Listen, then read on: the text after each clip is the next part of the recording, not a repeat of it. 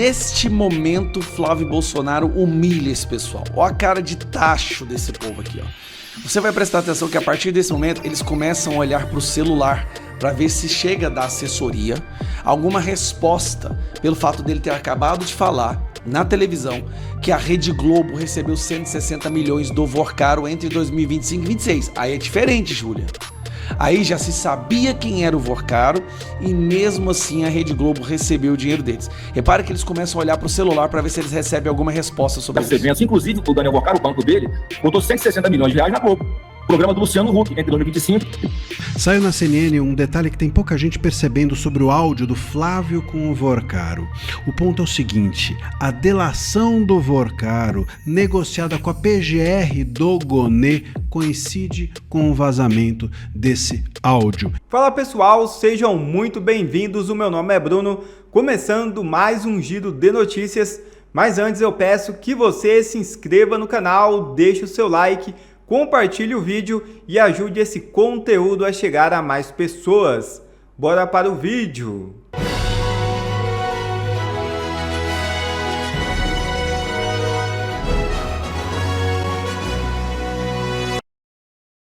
Michelle rompe o silêncio sobre divórcio de Bolsonaro. É isso mesmo. A ex-primeira-dama Michelle Bolsonaro negou os rumores de uma suposta separação do ex-presidente Jair Bolsonaro. A manifestação ocorreu após a circulação de comentários sobre uma possível crise no relacionamento do casal. Em publicação feita nos stories do Instagram, Michelle reagiu às especulações e afirmou que os boatos fazem parte de ataques antigos direcionados à família Bolsonaro. Abre aspas.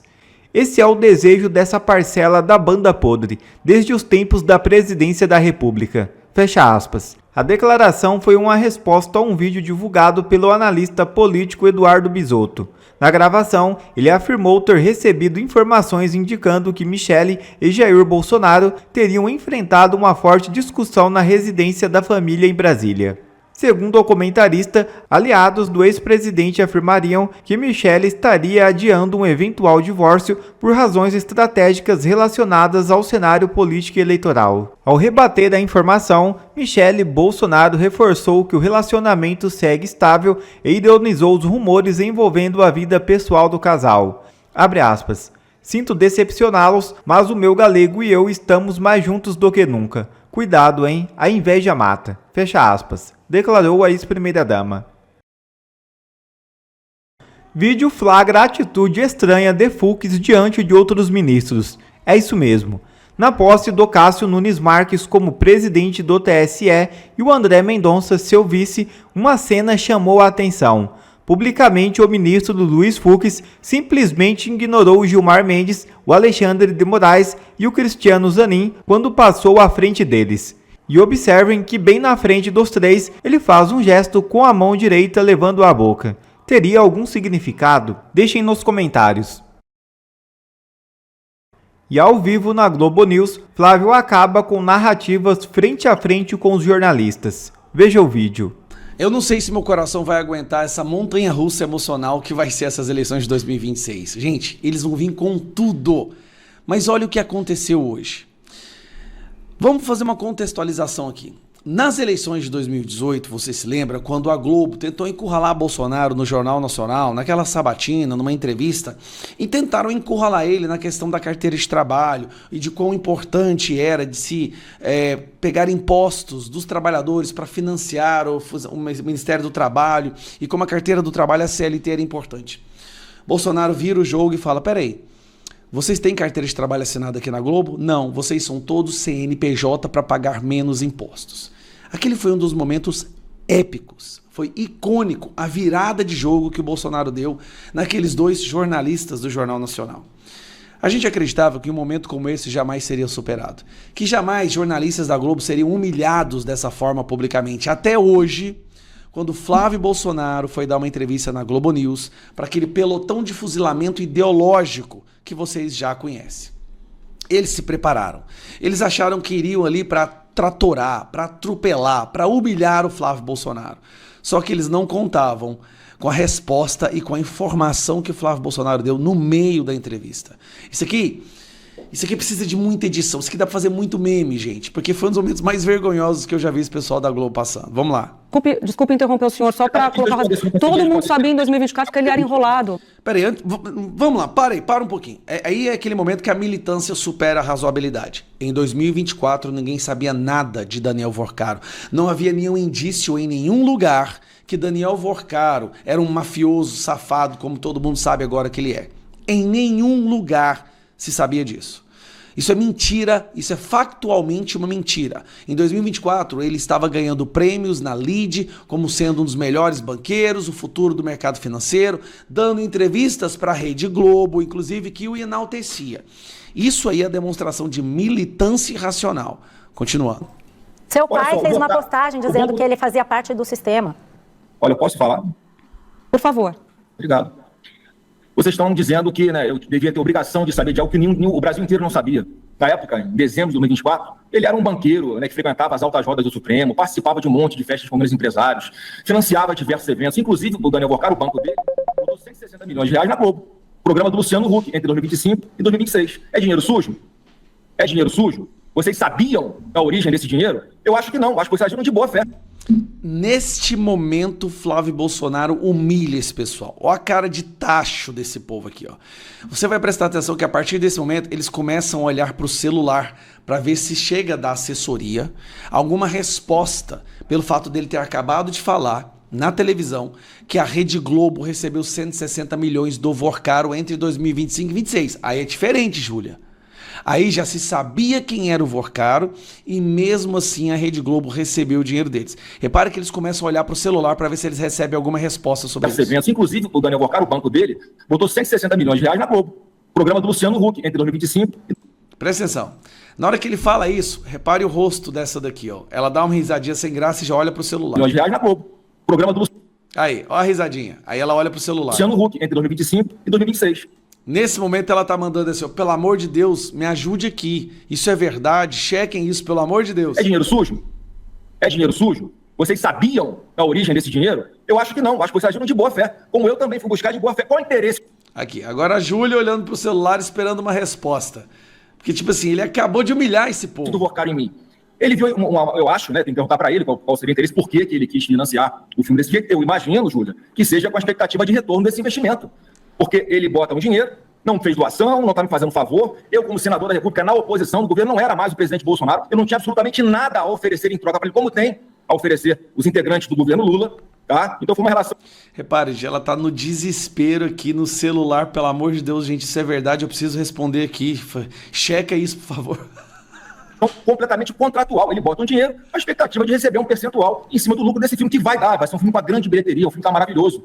Então não queiram me misturar, porque é por isso que eu tô pedindo a todo mundo.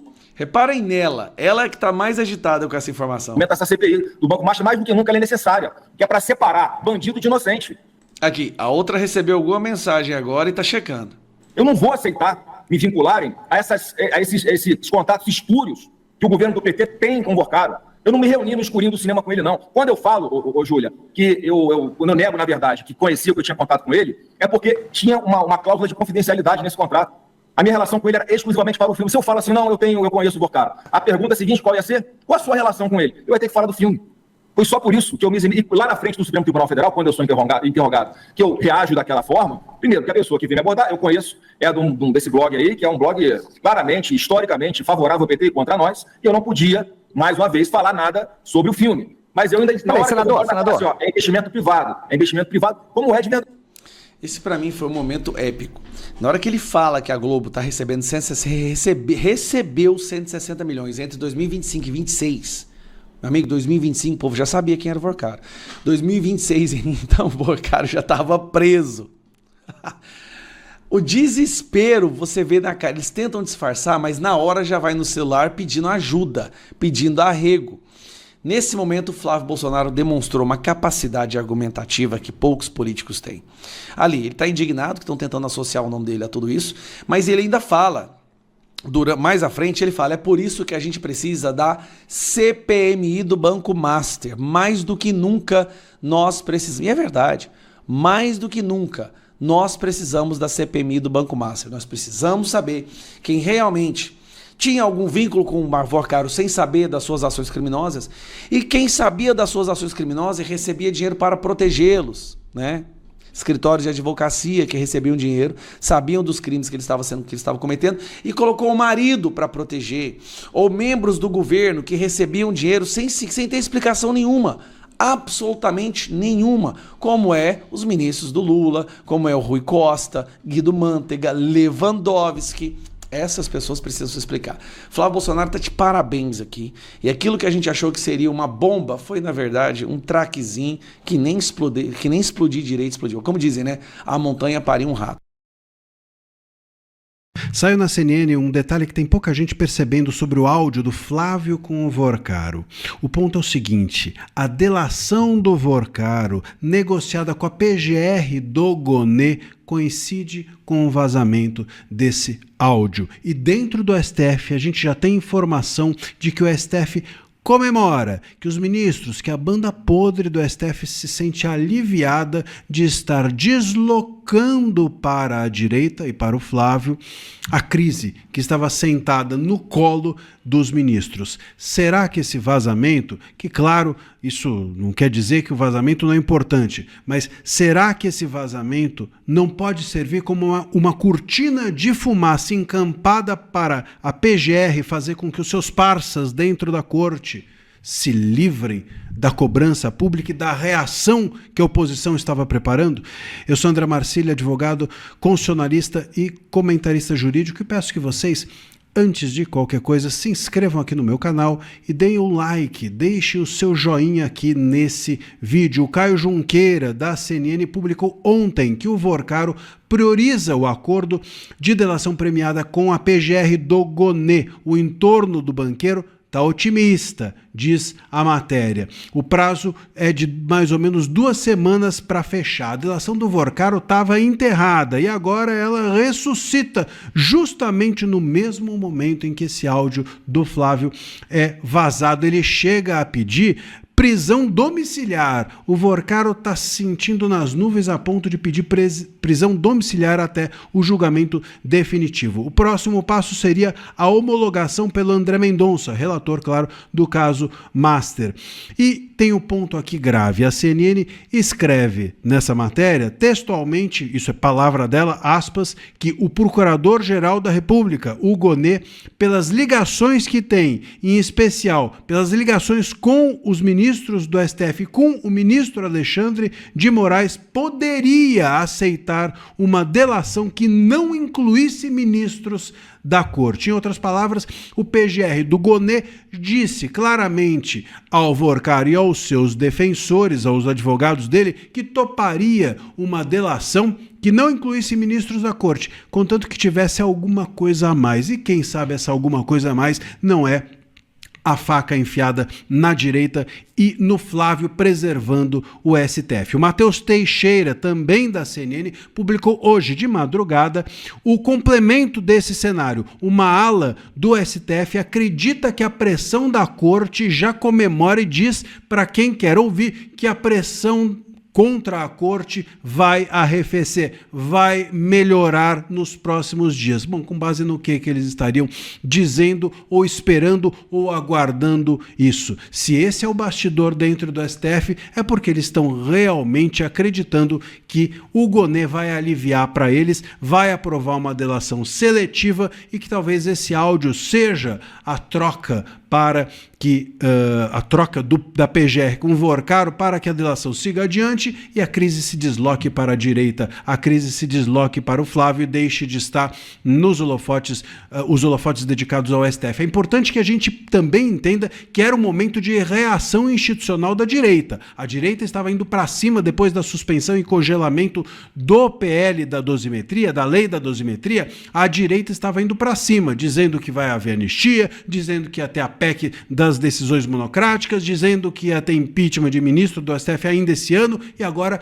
tudo morreu, tudo esqueceu, tudo ficou de lado com essa nova crise que se instala na direita. E aqui é que a gente precisa ter a leitura sincera a respeito desses fatos. Como eu já comentei com vocês, não estou querendo diminuir a importância do áudio e nem quero que a gente deixe de estar atento a esse áudio que surgiu ontem. Mas a gente também não pode ser ingênuo de acreditar que isso surgiu do nada, que isso surgiu exatamente, que não é estranho isso surgir exatamente no momento em que a delação do Vorcaro está sendo negociada com a PGR do Gonê, que é parça dos ministros, e exatamente no momento mais crítico da corte, em que o congelamento da lei da dosimetria fazia com que a oposição e até mesmo a oposição junto de Alcolumbre se preparasse para uma reação forte contra o STF. Meus caros, a gente precisa sempre ler as entrelinhas dentro de tudo que acontece nesse país. Cobrar o que foi vazado ontem, mas também não deixar de cobrar aquilo que, por ter vazado ontem, eles querem esconder dos nossos olhos, que são as mazelas dos ministros do STF, que são as mazelas da corte, que são as relações absurdas do ressorte do Tayaya, do ministro Toffoli, que são as mazelas absurdas do contrato de 129 milhões da esposa do ministro Moraes. Fiquemos atentos a tudo, não deixemos que os nossos olhos sejam deslocados para cá só porque surgiu uma coisa nova. É isso, deixe o seu comentário e aqui nós estamos sempre atentos. Um abraço. Obrigado a você que assistiu esse vídeo até aqui, deixe o seu comentário e não se esqueça de se inscrever no canal e deixar o seu like. Até a próxima!